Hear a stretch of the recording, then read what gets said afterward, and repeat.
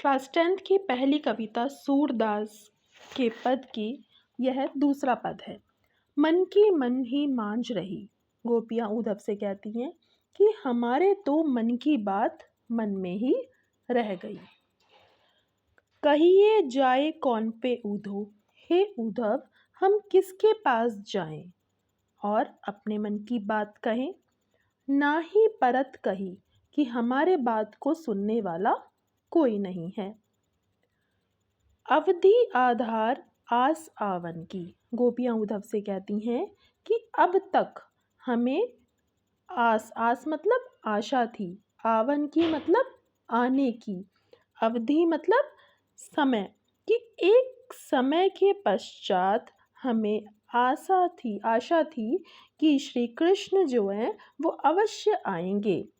तन मन बिथा सही, और इसीलिए हम अपने तन मन की बिथा का अर्थ होता है व्यथा, परेशानी, चिंता, वो हम सही मतलब सह रहे थे।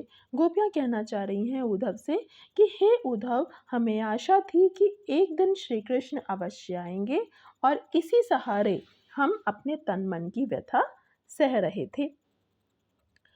अब इन जोग संदेशनी का मतलब है योग संदेश, जो उद्धव श्री कृष्ण के कहने पर लेकर आए थे गोपियों के लिए। गोपियाँ कहती हैं कि लेकिन इन योग संदेशों को सुनी मतलब सुनकर बिरहनी कौन है?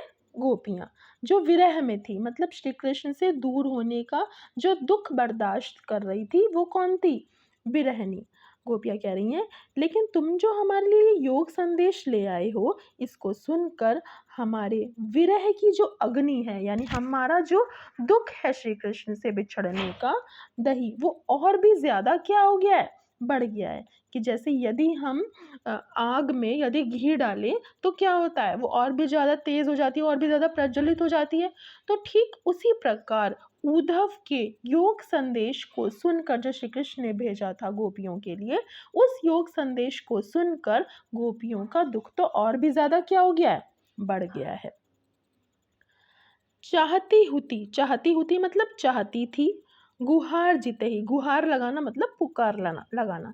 जैसे हमारे भी लाइफ में कभी भी कोई प्रॉब्लम होती है तो हम सॉल्यूशन के लिए उसके पास जाते हैं जिससे हमें एक्सपेक्टेशंस होती है, जिससे हमें कुछ उम्मीद होती है कि वो हमारे दुख को दूर करेगा।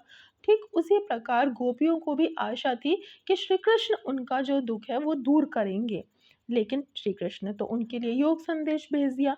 तो गोपियाँ कह रही हैं कि चाहती थी, गुहार जीते ही यानी पुकार लगाना जहाँ, उतते धार बही, वहां से तो ये योग संदेश की धारा बह रही है।